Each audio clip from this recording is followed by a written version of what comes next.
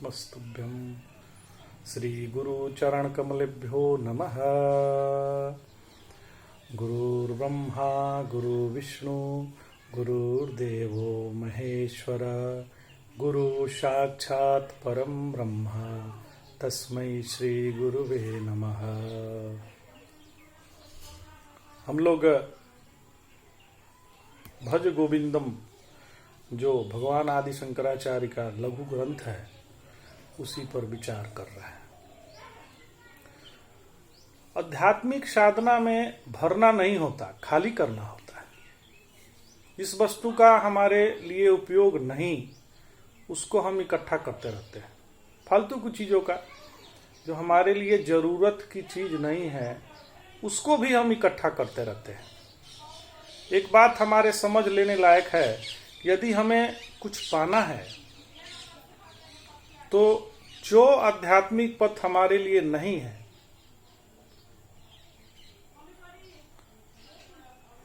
कहने का मतलब ये है कि आध्यात्मिक पथ उनके लिए नहीं है जिसे कुछ पाना है।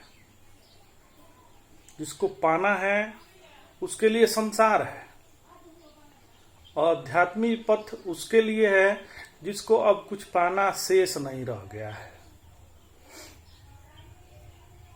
उस आध्यात्मिक पथ में तो केवल सिर्फ खोना है, भरे हुए को खाली करना है।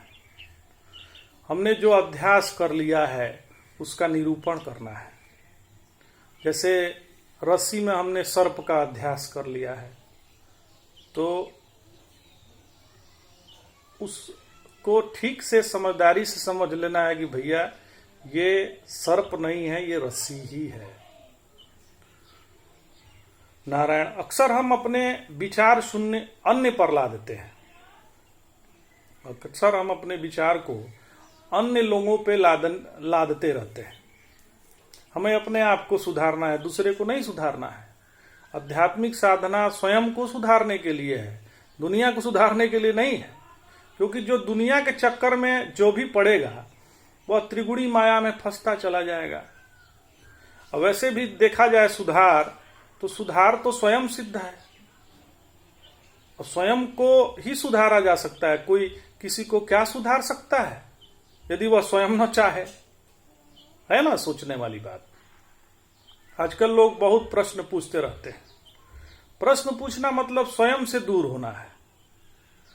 और ज्यादातर प्रश्न जो है आजकल जो लोग पूछते हैं वो जिज्ञासा युक्त नहीं होते, वो आपको परीक्षा लेने के लिए पूछते हैं।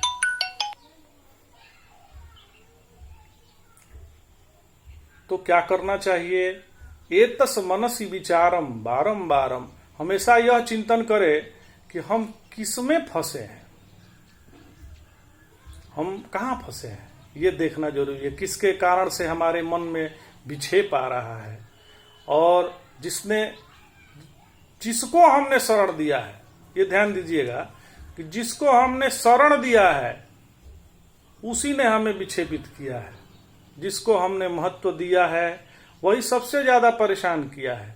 जितने अवसाद से ग्रस्त लोग हैं वे इसी प्रकार के विकारों के शिकार हैं। इसके बिना तो वो जी ही नहीं सकते। कैसे होगा, अब क्या होगा, अब हम क्या करें, इसी चक्कर में लगे रहते हैं। ऐसा विचार करके उनका मन अवसादग्रस्त हो गया है, और जिसका हमने महत्व दिया है उसी गिरफ्त में हम जो है सदैव रहते हैं।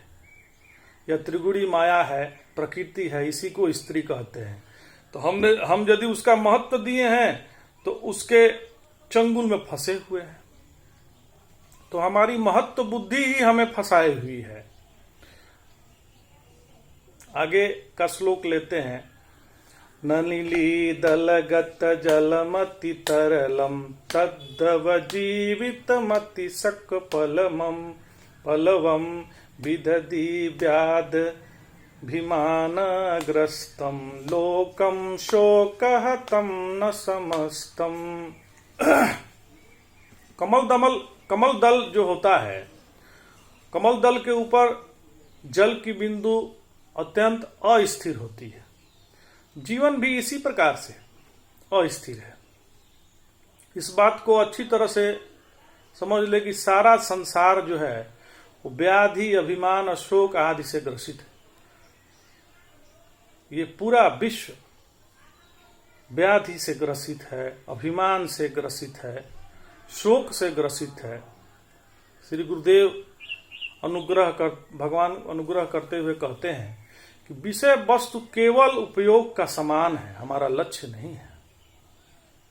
इसके लिए साधन साध्य विवेक की आवश्यकता है। जीवन उस कमल दल के ऊपर अस्थिर जल की सुंदर बूंद की तरह है, कब छलक के गिर जाए इसकी कोई समय सीमा नहीं है।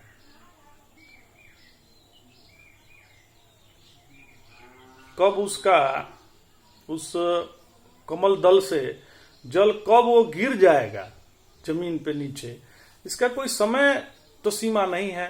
व्याधि शरीर को लेकर होती है, उसका अधिष्ठान शरीर है। समाधि चित्त को लेकर होती है। हमारा जीवन व्याधिग्रस्त है, हमारा मन है अभिमानग्रस्त। अच्छा, हमारा अहंकार ज्यादा है, इसका कैसे परीक्षण करें? तो जिसका अहम ज्यादा है वो छोटी छोटी बातों को लेकर उसका तिल का ताड़ बनाता है, छोटी छोटी बातों में घुसा जाएगा, तिल का ताड़ बना देगा। वह सदैव दुखित रहता है। और जिसको अहंकार नहीं वही परमानंद है। अपने शरीर में निष्ठा रहकर स्थिर रहना, इसी को आध्यात्मिक साधना कहते हैं। अब भगवान आगे कहते हैं, यावद वित्तोपार्जन शक्ता ताव निज परिवारो रक्तः पश्चा जीवति जर्जर देह वार्ता कोपि न पीक्षति गेहे। जब तक धनोपार्जन की शक्ति है तभी तक तुम्हारे परिवार के लोग तुमसे प्रेम रखते हैं।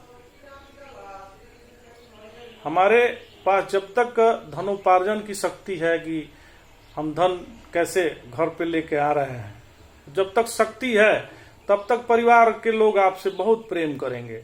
और वृद्धावस्था में जब जर्जर शरीर हो जाएगा तो हमारी बात को कोई नहीं पूछेगा। इसीलिए भज गोविंदम भज गोविंदम गोविंदम भज मूढ़मते। श्री गुरुदेव भगवान कहते हैं कि कितनी भी हम धन इकट्ठा कर लें, अंत में तो हमें दुख ही मिलेगा महाराज। हम अपने जीवन का प्रयोजन भूल गए हैं। हमारा जीवन क्षणिक है, हमेशा के लिए नहीं आए हैं यहाँ पर। मनुष्य जीवन का तात्पर्य है स्वयं का बोध होना। खाना पीना और ये सब सोना, ये सब तो पशु भी करते हैं। जब तक हमारे पास धन है तब तक हमें लोग पूजेंगे, पर जैसे ही धनाभाव होगा हम वस्तुओं की तरफ पूछ नहीं रहेगा। जैसे वस्तुओं को भाई काम है तो वस्तु का पूछ है, और काम नहीं है तो वस्तु का कोई पूछ नहीं है। तो जब तक हमारे पास धन है, हमारा पूछ है, तो वस्तु की तरह आपको कोई पूछेगा नहीं। फेंक दिए जाएंगे। हम अपने आप को प्रभु चरणों में रखें, बड़ा आनंद है इसमें। परिवार, रिश्ते, नातों से कभी भी आनंद नहीं मिलेगा, क्योंकि जिस दिन यह शरीर जर्जर हो जाएगा कोई काम नहीं आएगा। हाँ, यहाँ ध्यान देने योग्य बात यह है कि आसन या भजन का अभ्यास यदि यौनावस्था में नहीं किया गया तो क्या बुढ़ापे में क्रियाएं हो सकती है? अब बुढ़ापे में कोई आसन लगाएगा तो उसका पीठ ही अकड़ जाएगा। ऐसा कदापि संभव नहीं है। बुढ़ापे में संस्कृत के शब्दों से रटने से क्या लाभ? अब तो उम्र चला गया, अब तो बस भैया भज गोविंदम गोविंदम भज मूढ़मते, बस भगवान को भजते रहना है। जब हम अपने को स्थूल देह समझते हैं तो भगवान के विग्रह का पूजन आवश्यक है, और जब हम अपने को मन समझें तो धारणा ध्यान आवश्यक है। एवं जब अपने को बुद्धि समझ रहे हैं तो शास्त्रों का अध्ययन कर अपने को गलतफहमियां, जो हमारे अंदर गलतफहमियां हैं, उसको मिटाना आवश्यक है। और जब सब खत्म हो गया तो बचा है वही हम हैं। अन्यथा जर्जर हो जाने के बाद कोई नहीं पूछेगा महाराज। हमारा जो जीवन है वह स्वार्थ से प्रेरित एवं दुराग्रह से होकर चलता है।